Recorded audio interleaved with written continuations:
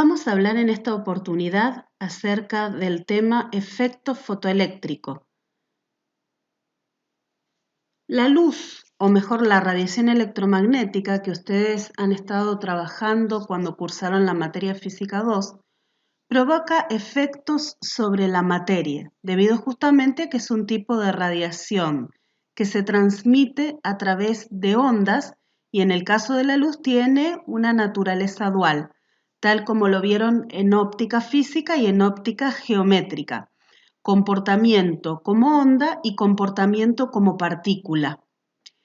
Debido justamente a la naturaleza de la luz, por allá por el año 1887, un físico descubre el llamado efecto fotoeléctrico. Pero, ¿qué es lo que observó? Tanto él como otros físicos teóricos. Que la luz de la región visible podía producir la emisión de electrones o fotoelectrones que en la mayoría de los casos se producía en los metales, pero siendo necesario muchas veces para poder observar este fenómeno el uso de luz ultravioleta. ¿En qué se basa entonces el efecto fotoeléctrico? Se basa en la emisión de electrones desde una superficie por acción de la luz. Y aquí nosotros tenemos, pueden ustedes observar, el dispositivo que permite ver, ¿no es cierto?, la emisión de esos fotoelectrones. Una envoltura de vidrio está encerrando el aparato en un espacio al vacío. La luz incidente, que es monocromática, penetra a través de una ventana de cuarzo, que es la que ustedes están observando aquí, e incide sobre una placa de metal. Esta, llamada A, es la placa de metal, que va a liberar electrones a los que denominamos fotoelectrones.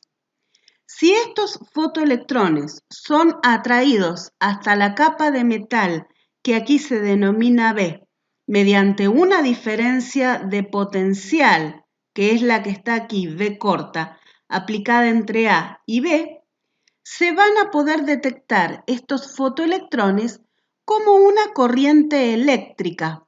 Por eso aquí estamos graficando la intensidad de corriente fotoeléctrica con respecto a la diferencia de potencial aplicada.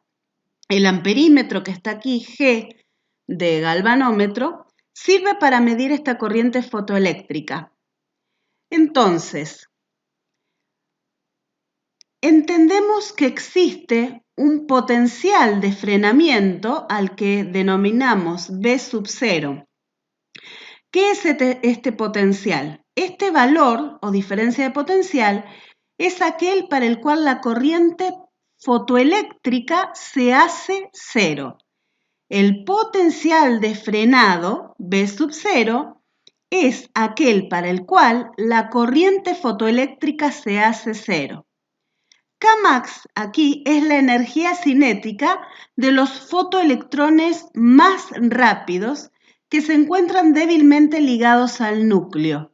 Y está dada por la ecuación que ustedes están viendo aquí, la ecuación clásica de la energía cinética, que es igual a E, que es la carga del electrón, por V sub 0, que es ese potencial de frenamiento del cual acabamos de hablar. Aparecen además otros parámetros como son H, que es la constante de Planck, de la cual ya hablamos en el fenómeno de radiación de cuerpo negro, y F, que es la frecuencia de corte, o sea, una frecuencia por debajo de la cual no va a ocurrir el efecto fotoeléctrico. Bien, entonces, sabiendo que esta es la energía cinética máxima de los electrones, sabemos que solo podemos explicar este fenómeno desde el punto de vista del modelado matemático si suponemos los cuantos de energía de Planck. Por eso estamos igualando esta energía cinética máxima de electrones arrancados a H nu o HF. Ustedes van a encontrar expresada la frecuencia como F o con la letra griega, perdón, nu. Y vamos a ver qué significa este símbolo griego también que aparece en la fórmula. Cuando nosotros graficamos utilizando el efecto fotoeléctrico el potencial de frenado versus la frecuencia, aparece una recta y ustedes van a poder contestarme después qué es lo que está indicando la pendiente de esta recta. El potencial de frenado para una determinada superficie va a depender solo de la frecuencia de la luz. Este símbolo θ que aparecía en la fórmula es una función trabajo o la energía mínima necesaria para quitar un electrón de la superficie. Fíjense lo siguiente, Planck sostenía, Planck, el de la constante de Planck, de aquí, que la energía electromagnética, una vez que se irradiaba, se iba a esparcir en el espacio, de la misma forma que si nosotros tiramos una piedra a un lago, las ondas de agua se propagan a través del agua. Einstein, que explicó este fenómeno por allá por el año 1905, propuso que la energía radiante estaba cuantizada en paquetitos concentrados, a los cuales él llamó fotones. Por eso desde la clase anterior hemos dicho que hnu, que es lo mismo que decir hf, los dos símbolos que ustedes van a encontrar en la literatura y en los libros indican la frecuencia. Hnu entonces vendría a ser la energía del fotón incidente. De acuerdo a Einstein, si se consideraba lo que estaba proponiendo Planck, la energía que estaba contenida en las ondas electromagnéticas de una frecuencia F, o nu, ¿no es cierto? Solo podía ser energía cinética o de movimiento de esos fotones.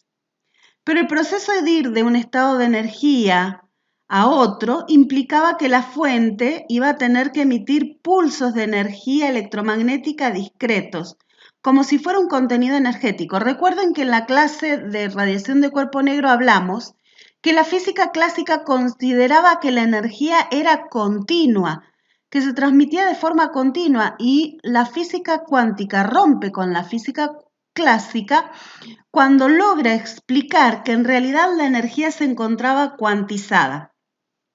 El paquete de energía está localizado en un volumen de espacio pequeñito y se mueve apartándose de la fuente que tiene una determinada, ¿no es cierto?, digamos, dentro del espectro electromagnético, una determinada frecuencia. Entonces ese paquetito de energía se aleja con la velocidad de la luz. La cantidad de energía del paquete o del fotón, ya lo podemos llamar fotón, está relacionada con su frecuencia mediante esta ecuación, H por nu. Esa es la energía del electrón incidente, ¿no es cierto? Durante el proceso fotoeléctrico, un fotón es completamente absorbido por un electrón del cátodo. Y si nosotros volvemos aquí a la imagen anterior, ustedes me van a poder explicar cuál es el cátodo y cuál es el ánodo. En el caso del cátodo sería A porque está conectado al polo negativo de la fuente y el ánodo siempre es el que va conectado al polo positivo de la fuente. Entonces este es el cátodo.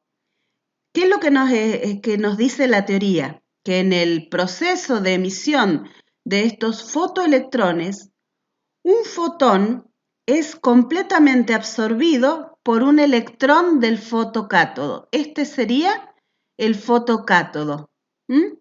Entonces, ¿qué es lo que ocurre cuando un electrón, ¿no es cierto?, es chocado por este fotón? También estuvimos viendo algo en la introducción a la física cuántica. Lo que ocurre es que el electrón se extrae de la superficie o sale de la superficie.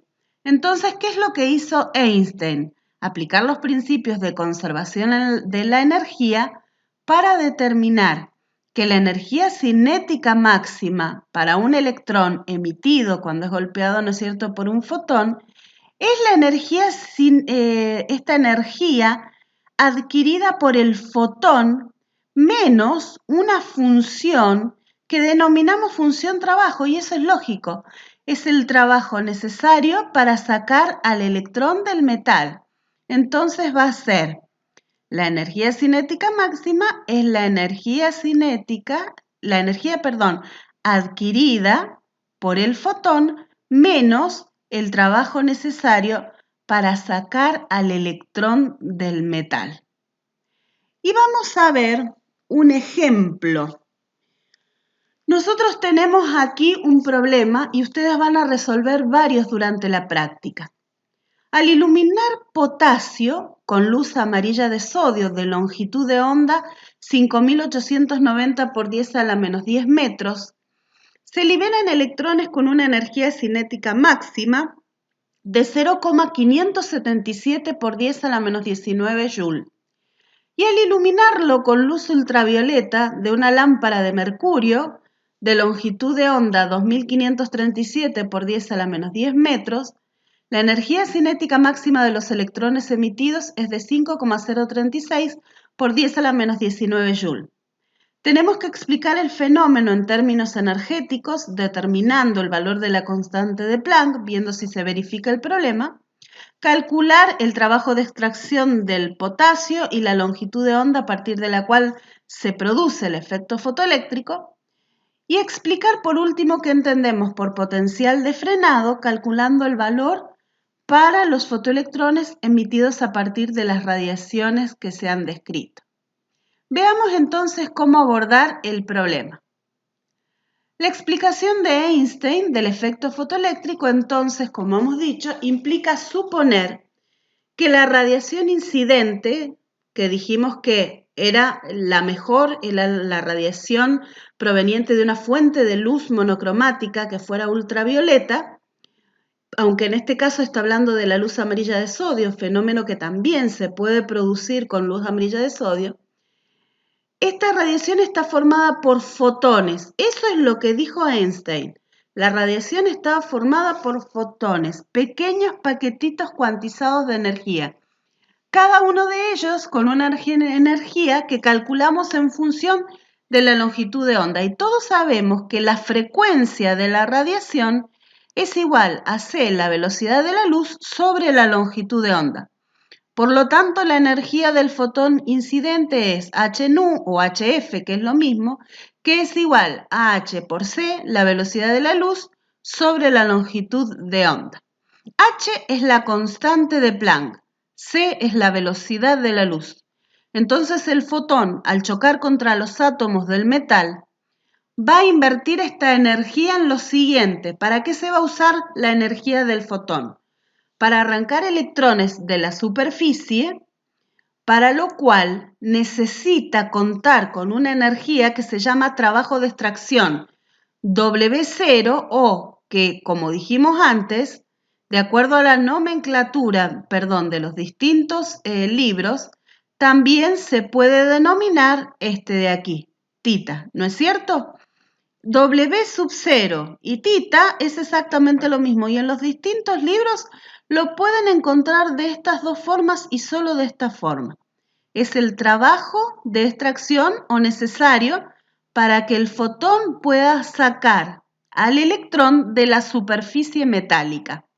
Este trabajo de extracción es característico del metal que está constituyendo el fotocátodo, ese que en la gráfica que vimos era el cátodo A.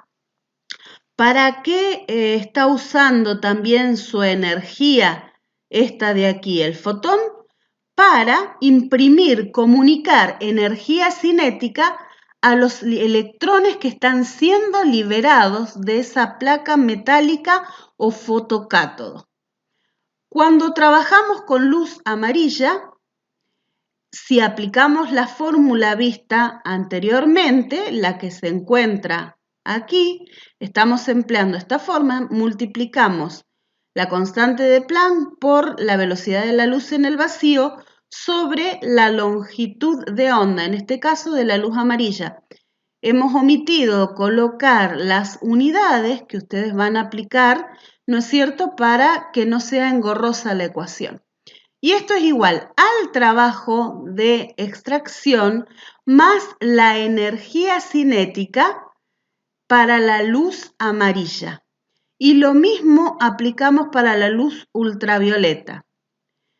Si nosotros despejamos el valor del trabajo de extracción en estas dos ecuaciones, lo que podemos hacer es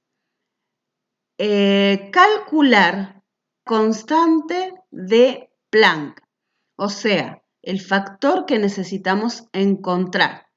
Y obtenemos el que realmente tiene, ¿no es cierto?, en términos de unidades del sistema internacional, 6,624 por 10 a la menos 34 Joule.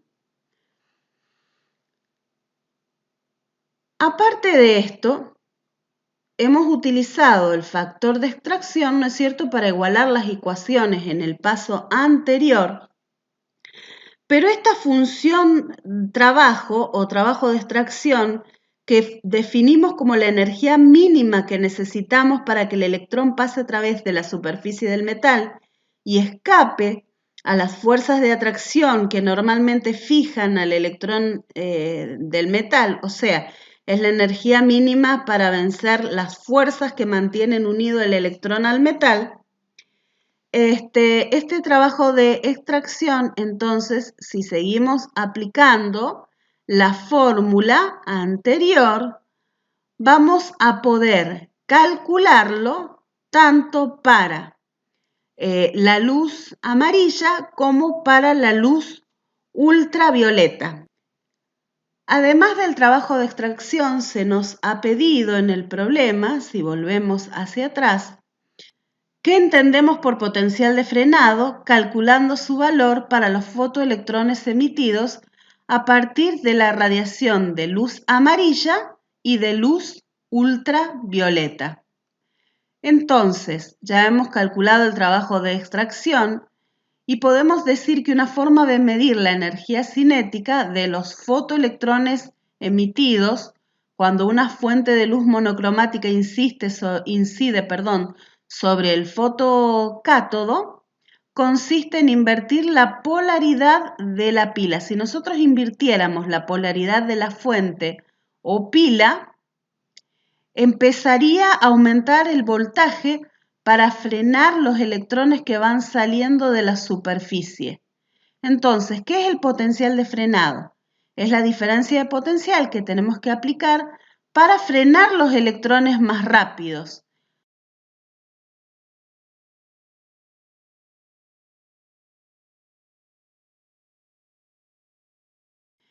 En el momento en que el galvanómetro o amperímetro deje de marcar el paso de la corriente, vamos a poder afirmar que hemos conseguido esto.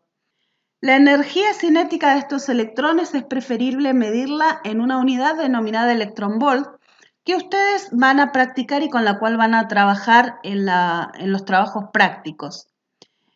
Y va a coincidir numéricamente con el potencial aplicado en ese momento. De esta forma podemos saber que si iluminamos el metal con una luz amarilla, se emiten electrones de la energía cinética tal cual nos había dado el problema, 0,577 por 10 a la menos 19 Joule. Por lo tanto, el potencial del frenado, si nosotros lo dividimos por la carga del electrón o fotoelectrón, que es 1,6 por 10 a la menos 19 Coulomb, equivale a 0,36 volt. Y si empleamos la energía cinética máxima correspondiente a la luz ultravioleta y la carga, ¿no es cierto?, del electrón, vamos a poder obtener el potencial de frenado de estos fotoelectrones. ¿Cuáles son las aplicaciones del efecto fotoeléctrico en la actualidad? es la base de la producción de energía eléctrica por radiación solar, o sea, de las celdas solares y del aprovechamiento energético de la energía solar. También se utiliza para fabricar células utilizadas en detectores de llama de caldera de grandes centrales termoeléctricas, que también es el principio del funcionamiento de los sensores que se utilizan en las cámaras digitales.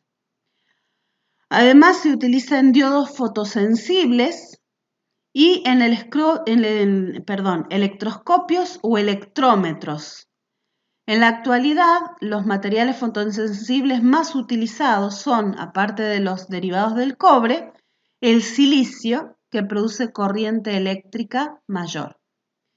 Cuando uno comprende los fenómenos con los cuales trabaja la física cuántica, puede admirarse de los físicos teóricos que pudieron explicar este tipo, ¿no es cierto?, de fenómenos de la naturaleza que ocurrían, que descubrieron en un ámbito científico, y entiende por qué la tecnología progresó tanto en los últimos tiempos, debido justamente a la aplicación de los principios de la física cuántica, no solo en la electrónica, sino también en la electricidad, en la energía y en todos aquellos aparatos que tan natural nos resulta utilizar en los laboratorios de física.